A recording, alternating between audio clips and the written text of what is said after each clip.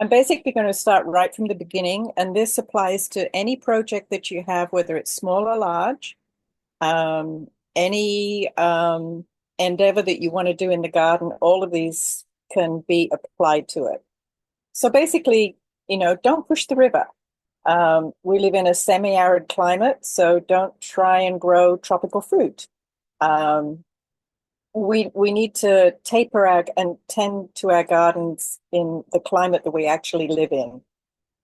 So basically assess before you start creating, which is sort of ABC. Know your climate, aim for sustainability so that maintenance is less and you're doing better for the environment. Make sure you always consider right plant for right place. Make sure you understand what maintenance is needed after you put something in, and can you manage what's needed after you get this beautiful garden put in. Um, so here's how we assess what we're doing. Um, Basically, why are you gardening? Set your aims. What's your near-term aim? What's your long-term aim? How will the garden be used? Does it need to change over time? Do you have pets now that you may not have in the future? Do you have children who need a play area? Those kind of things. Consider how it will be used by all of the members who may be using the garden. Then you have to consider accessibility for both children and their friends. Do you have grandparents who visit who have limited mobility? Do pets need a place to run? And are you planning on staying there for a while? Um, and you want a garden that will age with you. Um, I'm sort of redesigning mine, and I joke about doing it so that Lloyd and I can rot in place instead of age in place. Also, you need to check what your physical limits and the time required is so that you don't get frustrated and can't complete what your dreams are. Um, you need a meeting of the mind with all the people who are going to be using the garden. Some people would like a bocce ball court, or do you want to grow vegetables in this sunny spot? So, consider all those different aspects. Um, and how long do you want to be in this garden afterwards? Do you want something quick and simple now, or do you looking more to the long term? And most of all, check the health of your wallet because, it will cost a little to start going. If you're moving into an existing garden or you're renovating a garden or you're reworking a corner of a garden, itemize what's there. Give it a scale factor of 1 to 10 about how it's doing. Do you want to keep it? Do you want to toss it out? Is it something you love and want to preserve, but it's in the wrong place, so you'll need to move it? All that kind of issue with what's there. And also, if you're moving into a new place, you have to think about the fact that not all plants will show immediately in an old garden that you haven't been around, because people will have bulbs, they'll have plants that go dormant in summer, they'll have plants that go dormant in the winter. So you need to give time for your garden to show itself if you're moving into a new place. An important thing is to describe and sketch and identify the microclimates in the garden. In my front garden, I have areas that are in total shade. I have areas that are in dappled shade. I have areas that get morning sun but afternoon shade, and I have areas that have morning shade and then get blasted by the sun in the late afternoon. So depending on what the microclimate in, that's all just in the front yard. So depending on the microclimate will be very important for your plant choices. You would not want to put something that's a shade-loving plant in the area where it gets late afternoon sun in our summers here. You need to know your compass so that you know the path of the sun during the year, so the shade patterns will change and the exposure to sun will change between summer and winter. You need to think about seasonal changes. Do you have all evergreen trees or do you have deciduous trees? Is that going to change things in the winter? Will things be more exposed? And also figure out what your focus is. Do you want just beautiful flowers and things that you can just walk through and really enjoy? Or do you want food production, which you can also walk through and really enjoy, but it has a more practical application? One thing that's really important is to think 360 degrees and consider neighbor, a neighbor's fences, a neighbor's trees, the neighbor's buildings, all those kind of things, because they will affect your garden. And let me tell you that sometimes what neighbors do drastically affects your garden. I had a beautiful shade bed, which my neighbor went through and removed a lot of trees, and that instantly was a full sunbed. So I had beautiful lilacs that didn't make it through, all that kind of thing. So, be prepared that things may change over time. And some, established trees may die over time with our droughts and hot summers and things like that. One thing to evaluate in the existing garden plants is, do they have a tendency to be diseased every year with the same kind of problem? Do you want to keep battling that? Is it something that you need to keep pruning forever because it gets in the way of what you want to do in the garden? My mother-in-law had privets under bedroom windows, and constantly we were chopping them back because they were close to the house, under the windows, but she didn't want them covering the windows. And privet is such a vigorous grower. It was a constant attempt to stay on top of things. So, be aware of what's there and whether it's something that you want to continue to work with or whether it's something that you'd like to replace. Most of all, be sure of your water source and your delivery. That is the most important thing with our climate. Even in the winter, because we do have these long periods now where we have dry months, and even in winter, even if a plant is dormant, it still wants to have moist, not sopping wet, but moist soil around its roots. So even in the winter, at times, we do have to water. Figure out what your vision is. Do you need a portion of lawn? Do you want cut flowers versus just a garden display that you won't cut and bring in the house? Do you want food production? Do you want a color palette of certain range of colors? Do you want all California native? Do you want to add in Mediterranean plants, which do very well here? Also consider any future plans you may have for your house, because if you're going to add on or remodel at any place, you're going to have a construction zone. And you might want to do something quick and simple with annuals in that area. And then once the remodel or the change, the building of the shed or whatever you want to do is done, then you can go back in and you can do a more permanent landscape there. Most of all, how can you break any large project into smaller pieces? And once you've thought about all these things, you can become a Calvin, which is below. My elbows are grass stained. I got sticks in my hair. I'm covered with bug bites, cuts, and scratches. I've got sand in my socks and leaves in my shirt. My hands are sticky with sap and my shoes are soaked. I'm hot, dirty, sweaty, itchy, and tired. And Hobbes says, I consider this day seized. And I think there's a little Calvin in all of us gardeners. Figure out what your focus is, whether it's ornamental or food production. And you have to cover the same basic considerations no matter what you decide to focus on, which is, how healthy is your soil, your water availability, the sustainability of your project, your right plant in the right place, and future maintenance. That little note on the right there was written by a friend's son, and I just think it's absolutely delightful. It was a school project that he was asked to write about. In general, thinking of dirt in the world's population is projected to reach 3 billion by 2050. 80% will live in cities, so they will not, in general, be producing food. City spread often reduces farmland, and the arable area of the world is actually considered only to be about 11%. So we're going to have to feed more with less. Approximately 30% of commercial produce is wasted due to spoilage and infection.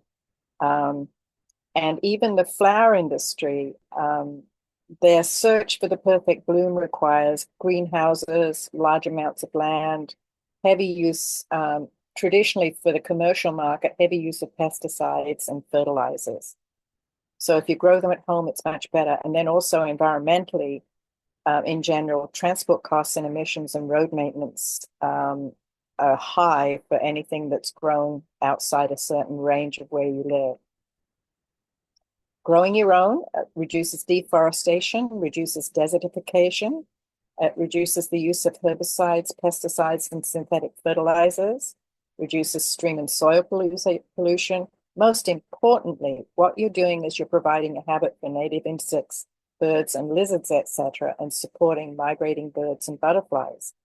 And basically in a garden, if it's a healthy garden, when you step outside, you will see a lot of movement. You'll see butterflies coming through. You'll see bees, the common honeybee plus native bees.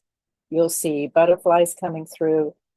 And if you have a well-stocked garden with, a few feeders, you'll support the migrating birds as well. These flowers in the top here were grown by a neighbor, and they were arrangements that were for a dinner that were of a friend of hers. And they're all homegrown. A lot of them are native. All of them do well here. And I think they're equally as attractive as any kind of, florist store bouquet. And you can pick a fresh one each week if you do that. So soil is truly the soul of our garden. So we'll start from the ground up. What lies beneath is terribly important. There was a wonderful study done where they grew a variety of vegetables in sandy loam in a bank. And then what they did was they compared it to growing it into a heavier compacted soil that was not such healthy soil. And from this, you can see this is actually a lettuce leaf, a lettuce plant root. And the one on the left is the one that's grown in the healthy loam. And the one on the right is the one that's grown in compacted heavy-duty soil. And see, basically, the amount of water that a plant can pull up in the hot weather on the left will be much higher than the one on the right, because the top surface of the soil is what heats up when we have our hot weather. Whereas the one on the left has the ability to reach very deeply to pull in water to cope with the hot weather and get more nutrients. When you're starting a project, you need to know what kind of soil you have. And I would encourage everybody to decide to love clay. Don't get rid of it. Don't dig it up and throw it out. Work with it. Because the wonderful thing about clay is that it is absolutely chock-a-block with nutrients. And if you can break it up and make a conglomerate of it, so that the air and water and humus and the clay itself is blended, then you can grow anything. It is very nutritious soil. So don't throw our clay away. One thing you have to know too is that they've done a lot of recent studies over the last few years about the actual biome structure of the soil, which is where the bacteria, the fungus, and the worms, the beneficial fungus and the beneficial bacteria stratify in the soil surface in that loam that's at the top. And they found that if you disturb those layers and you turn it over deeply, then you lose the worms, you lose the beneficial bacteria, you lose the beneficial fungi, and it all has to reestablish. So what's encouraged now is no-till or low-till gardening, where you just either spread compost on the surface and work it in very shallowly to improve the soil over time. There are remedial solutions for less than ideal soil, such as our clay, and I'll get to those later. And the other thing you have to think about when you've been gardening and you've seen what's happening in your garden, there are questions about why a plant may wilt. It may be because you do have very heavy clay soil, which is drying out or is absolutely soggy, because a plant can wilt for too much water as much as it can wilt for too little water. So you have to sort of judge your soil and also determine if your plants have any nutrient deficiencies. Around here, citrus will tend to yellow because of an iron deficiency often. But actually, we have a very alkaline soil, and there's plenty of iron in the soil, but because it's alkaline, the citrus tree can't pull it up fast enough to keep its leaves well and truly green. This is my response to rotarooters, to rototillers. The problem with rototillers is with their heavy clay soil, the tines on a rototiller are like at a 90-degree angle. So as they rotate and they will only go so deep. And what they do when they get to their limit of depth is they actually beat the soil into a hard pan. So it makes it very difficult for the roots to penetrate through. I mean, basically what you're doing is you're creating a situation similar to the vernal pools near Dixon, where the reason those work is because there is a very solid hard pan underneath them, and they fill up with water, and then the slow disappearance of the water is mostly from evaporation. It's not from soaking into the soil because the hard pan is so dense. So avoid rototillers if you can, because they aren't necessarily good for the soil. As I was saying, there are solutions to heavy clay soil, and mostly it's compost and thyme. And compost is the most important amendment you can put into a soil. You can generate it yourself with your green waste and any leaves that fall off your trees.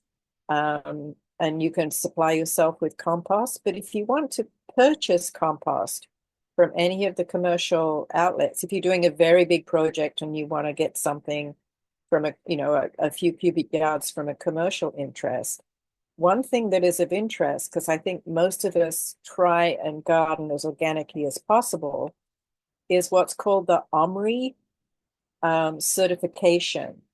And basically what this does is it certifies that the material that they are bringing to you is suitable for organic gardening. It doesn't certify it as organic because there's no way that they could track all of the materials that come into one of these big composting units.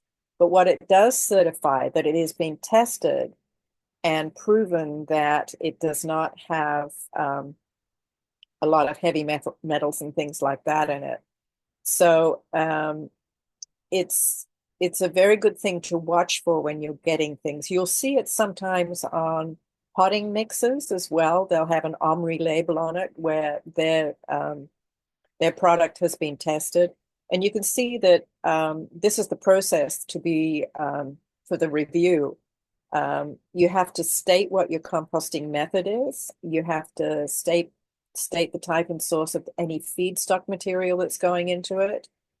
You have to submit a compost log, which documents the temperature readings and frequency, which will also, I mean, that's for two readings. One is getting rid of pathogen, and one is making sure that the process is complete of composting. And then you also have to do a lab analysis that will report any kind of heavy metal content. And you'll have to describe how those contaminants are removed. And you will find different kinds of label for OMRI. They'll be allowed, which is basically any use with no restriction. And that's certified to be used for organic gardening. They will certify it with some restrictions, which usually means that you can't use it so many days before harvest. And then also there's a prohibited label you may see on some, which is it's due to the pathogen and heavy metal test results that they've done on that batch. The other way to restore a clay soil is cover crop. If you decide to take out your lawn, or if you decide to take a piece of your lawn to turn into a garden bed, cover crop is a very good way of doing it. You plant plants that are mostly nitrogen fixing, but also produce a lot of biomass. And what it does is while you're waiting for the soil to come to, it reduces the erosion from wind and water through the winters. It helps replenish the nitrogen in the soil. It helps break up heavy soil. It also reduces soil-borne pests and it helps with weed control. So you can use it discretionarily. Veg, crimson clover, and rye are three very good things that you can use for cover crops. You can buy these in mixes, and you can also buy them individually. So it wouldn't matter which way you wanted to go with that. Once you've got this is a raised bed, which is being cover cropped. You can cut it down and put the surface material in the compost. You can also dig it in if you want, and you can also sheet mulch it afterwards and then leave it fallow while the material all breaks down. So there are several different ways that you can use cover crops depending on the time that you want to get into that piece of the garden and change it and grow things. This is very important. You need the right zone, the right plant, in the right place and the right size. And hopefully you'll avoid this, plants you'll kill in 5 weeks, $20. So the important thing about knowing your climate is, and knowing your zone, if you look on the right, that is the US map of zones. And you can see that for California, large chunks of it that actually go over mountains and coastal ranges and to the coast itself are all dumped into a category 3. But if you look at the sunset map on the left-hand side, you will see that where we are, we actually sit in something which is zone 14, according to the sunset descriptors. And the reason that we're in a different zone for most of the valley around us is because we get the effects of the delta breeze. And that really changes things because we get cooler nights. And one of the very important points raised by Rachel Carson was the fact that nighttime temperatures may have a bigger effect on the ability to grow things with climate change than the daytime temperatures. So as you can see, when you look closely at California, this is just Northern California, you can see there are multiple zones across the region that here is just dumped into number 3. So, use these kind of maps. And the problem is that mostly when you go to buy plants, you will find that they're labeled as 9A, 9B. They don't go down as finely as this does. And pretty much you should be okay if you get a 9A or a 9B plant around here. This is one thing to be really sure of when you're buying plants, that they have a good, healthy root system and a good, healthy top. They should be about the same, here these are seedlings that were grown at home here and just went a little far. And you can see that the roots are going around the bottom on the small seedling here to the right, which is a kale seedling. And then you can see this is one that was bought from a commercial outlet.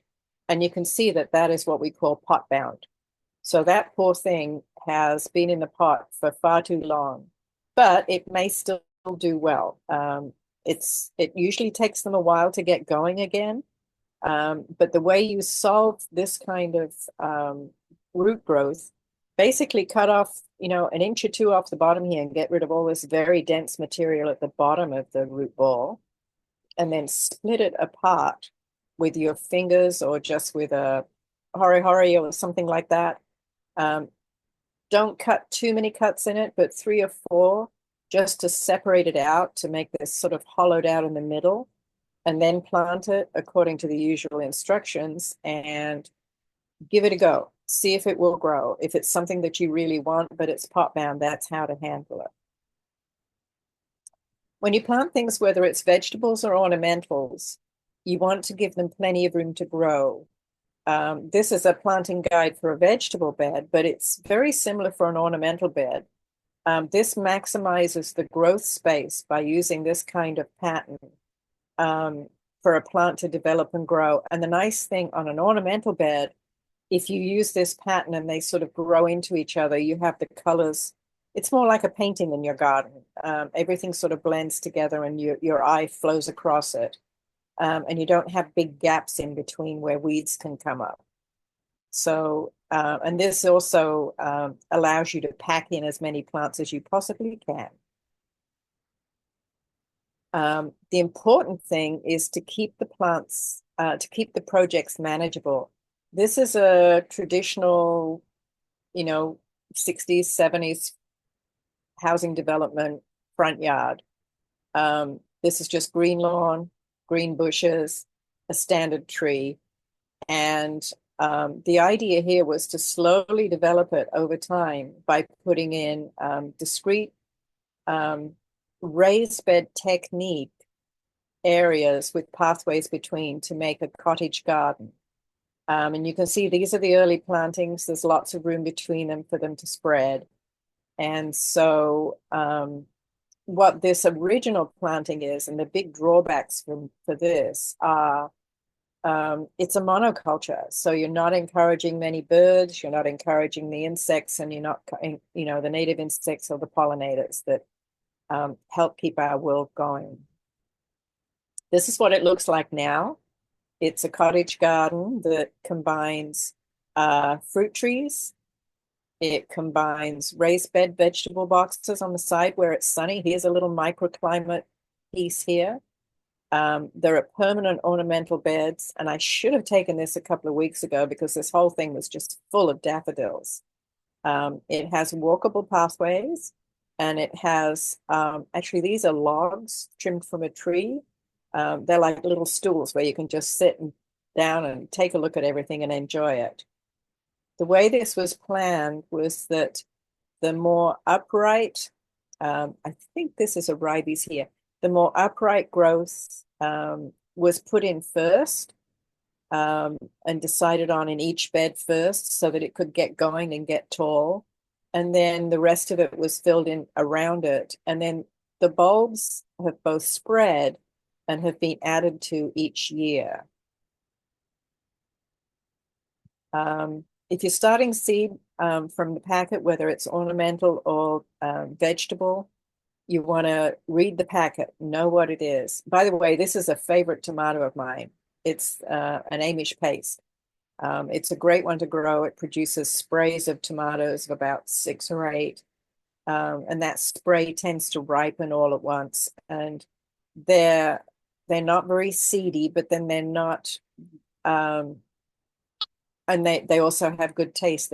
They're actually like a Roma tomato, but you can throw them in salads or anything you want. They're good just straight. You want to, find the company of seeds that suits what you want to grow. Check the plant type, make sure you know how big it's going to be, what it's going to do. Check the variety. Varieties will, they're very, there are many, many varieties for a tomato. I mean, there are hundreds of different tomato varieties. Check whether you're getting a deal, whether you're getting a good number of seeds in each packet. I've noticed over the years that the number of seeds in a packet has changed. Choose if, for vegetables particularly, you can choose if you want an heirloom, a hybrid, or an open pollinated.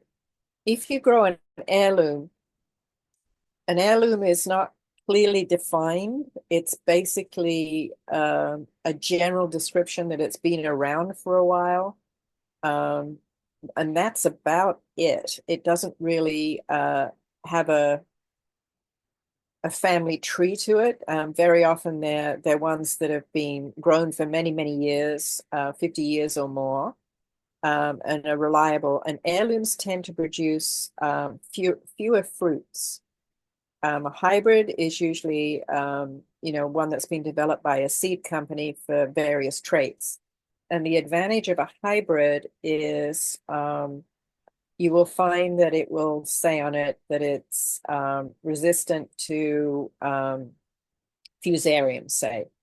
Fusarium is a fungus that grows, that's in the soil naturally. but tomatoes don't like it. So if you have something that's resistant to fusarium, you'll get more tomatoes off it, and your plant won't die too early in the season, because it will eventually die from fusarium wilt. Open pollinated means that it will self-seed, and then you can save the seeds from that plant. But a hybrid will not run true, and an heirloom also will cross-pollinate, but you're not sure that you're going to get the same thing that you started out with. Check the back of the packet, the soil and water that's needed. If you're doing raised beds, you follow the distance between plants, but you don't follow the distance between rows, because the one thing with raised beds is that you can pack them in because you don't have to have pathways between. And the other thing is that the planting dates, many of these companies are from back east, and they also don't have the planting dates for our zone. So make sure you get a local planting guide. There are very useful planting guides available through the Master Gardener website, and basically there are different recommendations. But even these recommendations, when you're planting them, if it turns out we're having a very, very hot spring, anything that is one of the transitional vegetables like beets or lettuce, those kind of things, who wilt when it gets, or go to seed when it gets hot, it's going to be hard to get enough product out of that for vegetables. So as much as we give planting guides, you still have to be aware of the weather. Here's the Dr. Robert Norris's planting guide that's available through our Master Gardener website. And here he shows the optimum time for planting seed. And here's something interesting. Brussels sprouts, you need to start them in July, and everybody thinks of them as a winter vegetable. But you start them in July in the shade in a cool spot in the garden. And then you can harvest it in January and February. So what you have here is you have a guide that shows you, let's look at spinach. Here's spinach down here. And you can see that you can plant spinach seeds from the middle of September to the first week of November. So if you plant some seeds, you start some seeds every week, you do what we call extend the season, and you'll get product for longer. But those guides are very helpful. There's a summer, fall, and a winter, spring guide on the other side. If you're starting seeds inside, you may end up with damping off, which is when suddenly a beautiful little seedling that's been upright and growing beautifully, suddenly you get up in the morning and it's completely bent over and it's gone, and it looks like something is sort of at the interface between the soil and the air. Something, it usually bends at that point, and this is usually caused by a mold or a fungi. You can get leggy seedlings, which get very stringy and long and very floppy. Basically, what happens there is that that's from lack of light or airflow. As in a natural world, when you're out in a garden, if you're growing in a garden as a seedling, you get, air currents passing over you all the time, and every one of those air currents makes you bend and stretch in different directions. And so the cell walls thicken and tighten to be more upright and supportive. But if you're inside and you're not getting any airflow, then you can have seedlings that become very elongated. And a simple way to solve that is just simply to put a very small fan on low and just have it waft over your seedlings during the day. If you're growing seedlings indoors, you sort of have to stay alert because you don't want them to become root bound. And depending on the weather, which we mentioned before, you may need to transplant them up into larger containers before you actually put them outside. Before you move seedlings outside, you need to harden them off. And that's just to transition them from the soft environment of being inside or in a greenhouse and then moving out to more variable conditions in the garden. So you basically give them a little time in the sun and then bring them back in again, and then you gradually extend that until you're ready to put them in the garden so that they don't suffer from a blast of sunlight suddenly. Intercropping is a great way to, and all these comments actually apply to ornamentals as well. If you intercrop ornamentals, which is put a variety together, you'll get a healthy garden. And basically here, this is what they've done here is we've got crops in close proximity in a raised bed, so we've maximized the growing space. And you can do that in an ornamental garden too with flowers. Succession planting is when you read the back of the seed packet, some crops will be 70 days, some will be 60 days, some will be 85 days to bearing fruit or the leaves that you're going to eat.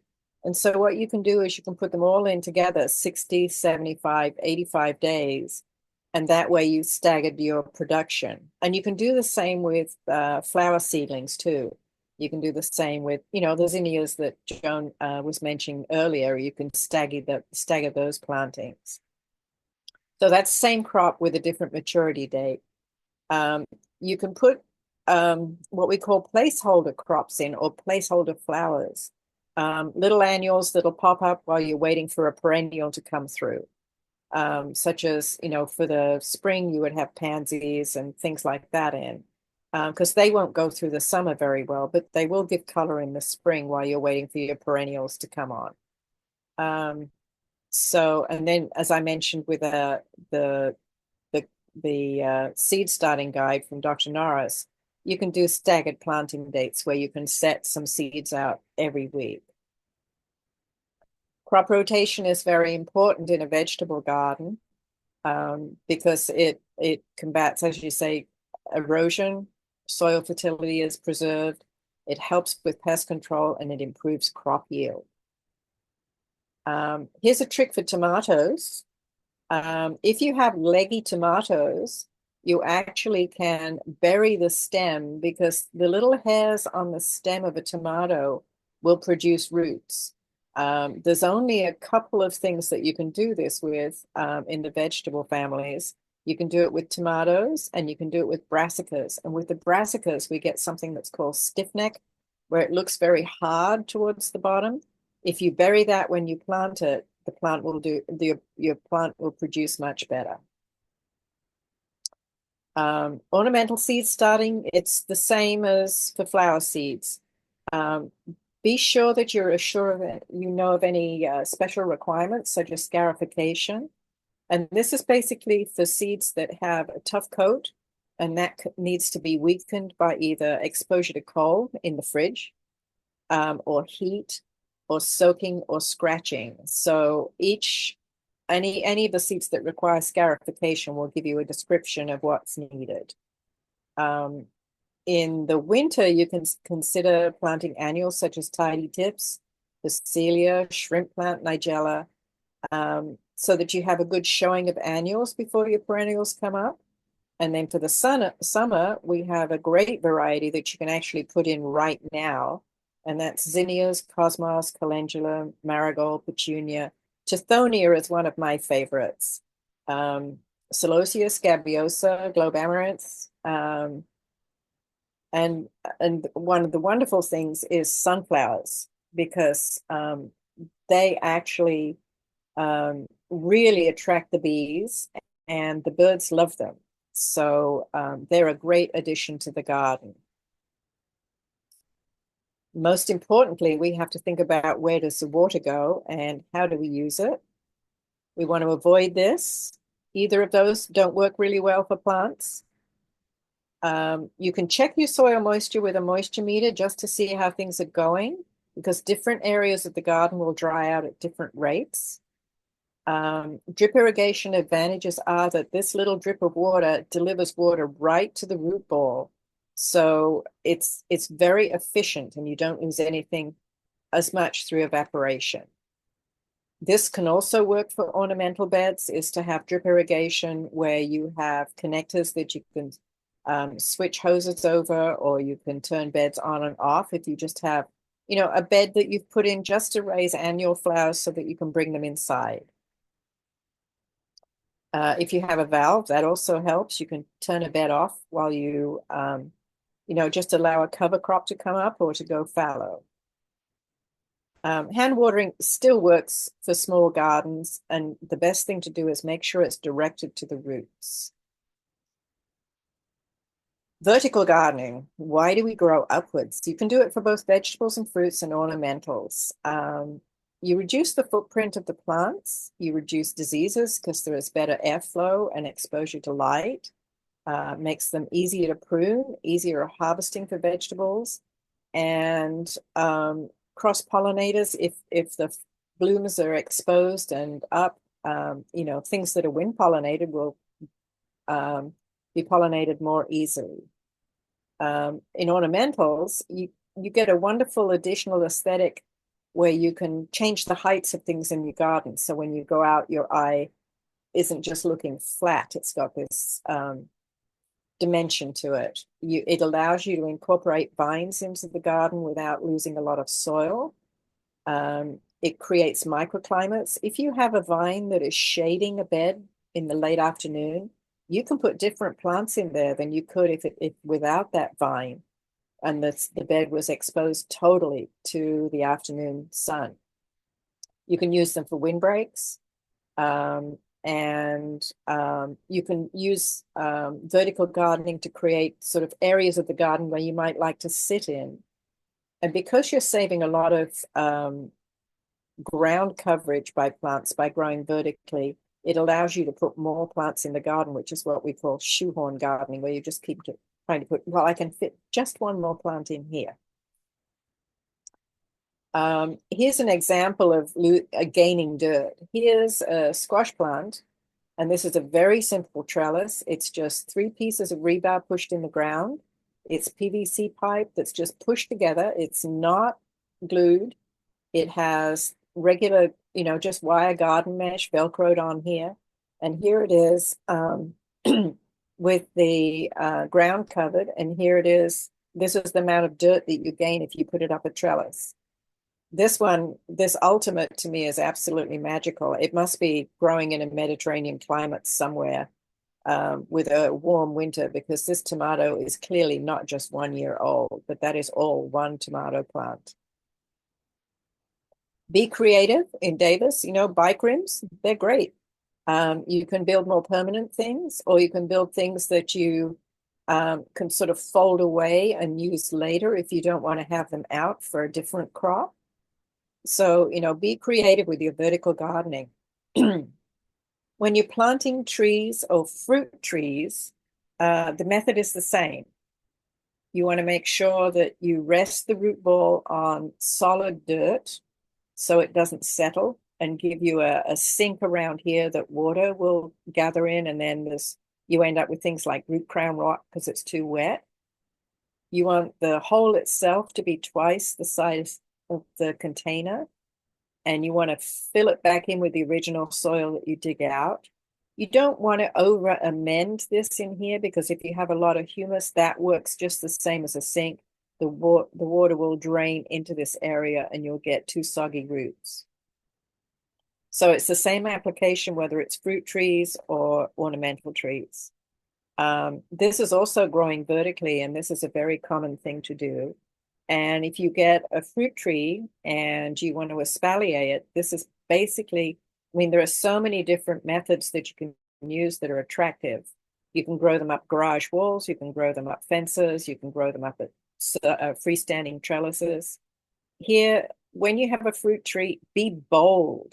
Chop it off about, 2 to 3 buds above the ground, so that it's very short. And then this will be the first year of growth you will get. Out of these buds here will push these shoots. And then you can also pick a central lead as well if you want one. And you can come up with all these different designs depending on which piece you cut off. This would be a second year where you have the cordon trained limbs on the bottom. These are the new shoots, and they're ready to be cordon trained for the next year. And so you slowly develop a nice fence of espalier fruit. Very importantly, mulch as much as you can. Any weeds, get them small, get them often. Even at Central Park Gardens, where we assiduously weed as much as we can, we had just done 2 weeks ago, we had done a great big cleanup in this area. And then I went down the other day and I found this 2.5 foot dandelion that had managed to escape our notice. So get them small, get them often. For mulching, you want straw, not hay, because hay has lots of seed in it, and you're going to end up weeding your mulch, and you don't want to do that. The good, the bad, and the ugly.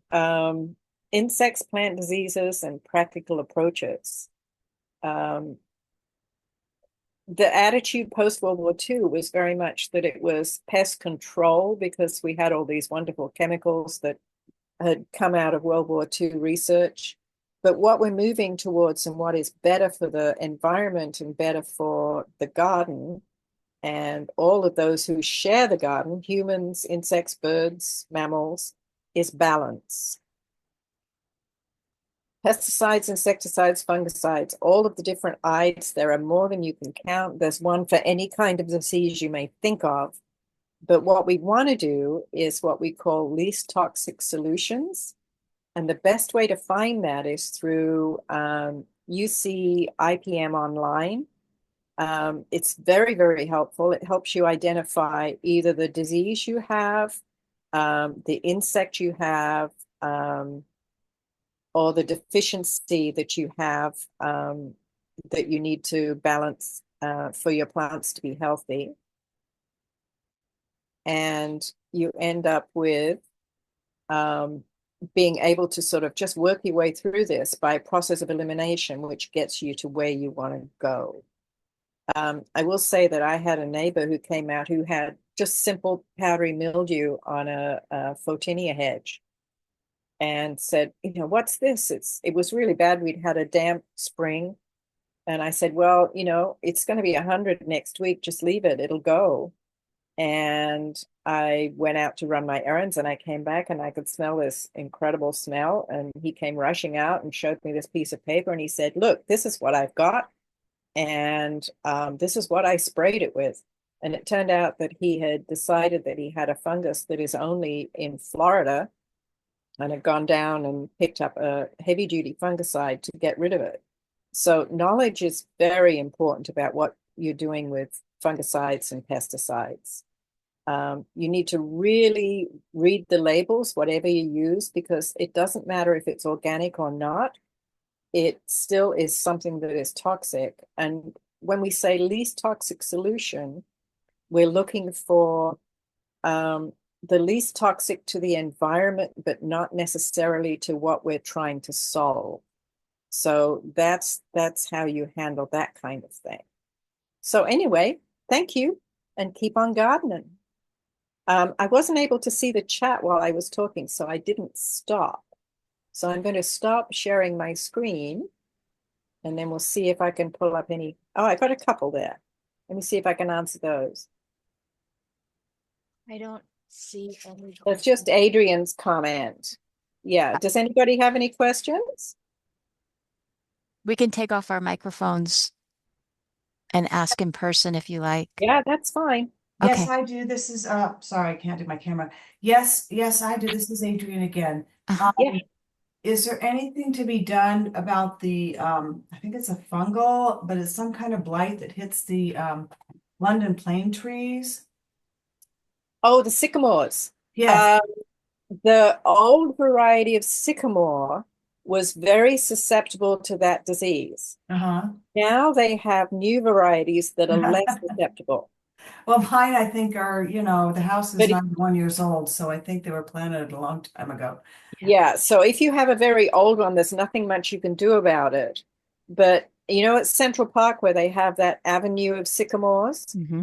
the No, smaller ones. I'm in Woodland, so I don't know. Oh, okay. In Central Park in Davis, they have an old grove of sycamores that was planted in about 1940s, 50s, Mhm. and they tend to be susceptible. But the ones that are planted closer to the 3rd and B Street building, where the bike museum is and the farmers market is. They're the newer variety, and they don't lose their leaves the same way.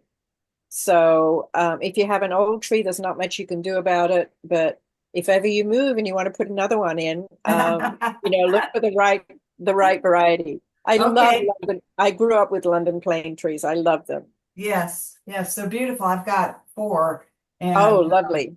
3 of them are on the parkway though, so the city manages those, and 1 is in my yard. So, it's those roots that are, I mean, not roots, branches that are all like a broken arm type of a look. Yeah, Mhm. yeah. And sycamores do tend to shed limbs if they get over elongated. Mhm. So it's good to keep them pruned in a little. Okay. Any other questions?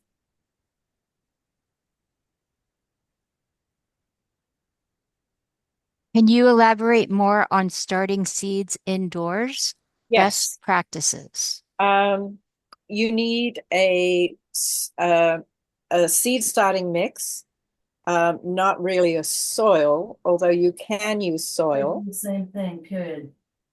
Um, and basically, as starting a seed inside, it's very difficult to duplicate what's outside if you're just using a windowsill.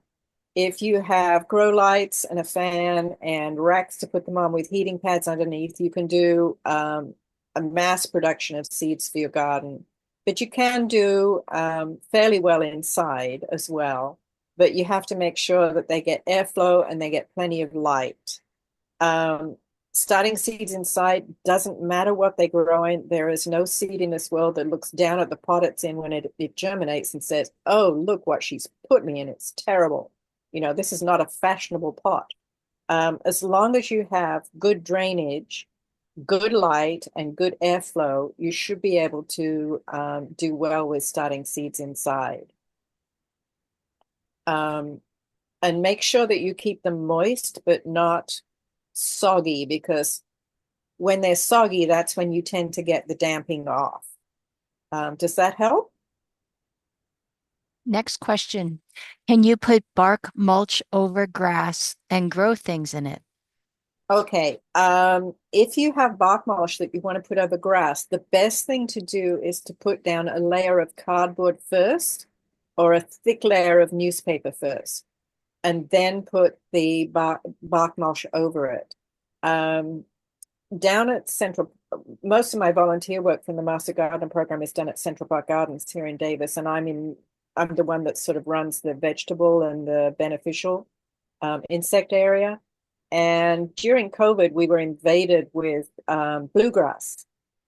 So depending on what grass you have, if it's Bermuda, if it's bluegrass, if it's fescue, whatever it is, just the bark won't get rid of it unless it's very, very thick. So if you put a layer of cardboard down and pin it down and wet it down, and then put a good layer of 4 to 6 inches of bark on top of that, it will choke out the grass. And the other thing is that after some time, what we're finding where we've done that to get rid of the bluegrass that came into the vegetable beds at Central Park, what we can do is just simply with a knife. We are now, because it's been on there for a while, the cardboard's gotten soggy and wet several times. So is the newspaper. We can cut a hole in it and just drop our plants through it so that we keep the maintenance around of the bark and the paper to keep the weeds out. And what we're also noticing is that when we cut that hole through the cardboard, there's a lot of worm activity. So it's improving the soil health at the same time. Work with weeds also. My parkway is just like all weeds. Yeah, you can use it for that as well. One of the things you'll find, I don't know if you have convolvulus, I don't know which is what that is. little white flower that's like a columbine flower. I It's don't like know. a little trumpet flower, a white trumpet flower that we see out in the fields and on the verges. Um, it has a root that goes down 14 to 20 feet. And 1 year of mulching will not get rid of that. Basically, it's tremendously tenacious because it has this reservoir of nutrients held in the roots. And so you can mulch, and then what will happen is that over time, you can mulch and use the cardboard, but over time, as that breaks down, that convolvulus will work its way through again. So if you keep nipping off those shoots as you see them come up as deeply as you can, then you'll eventually get things like convolvulus and Bermuda under control with the cardboard, newspaper, and mulch process. Do watermelon seeds need to be planted in hills or mounds? Not necessarily. If you have good drainage in the whole area, then you don't need to build mounds for them. Can you use cardboard cover method to get rid of violets too? Yes, you can. You can basically get rid of anything, and the same thing with violets is that it's a very aggressive cedar, and so it will take some time to get rid of them because even though they haven't, you might think that you'll get rid of all the violets in 1 year. There's sort of a seed bank in the soil from all the different years that it's scattered, and it will eventually catch up, and you will eventually reduce the seed bank in the soil when you're doing this kind of thing. Also for grasses, same kind of thing. The invasive morning glory, that was what I was talking about, and it's a convolvulus. So that's what I was talking about, is that you just have to stay on top of that because it has such a reserve of nutrition in its deep roots. Okay. Any other questions? Peggy, that was wonderful. Thank you so much. Awesome.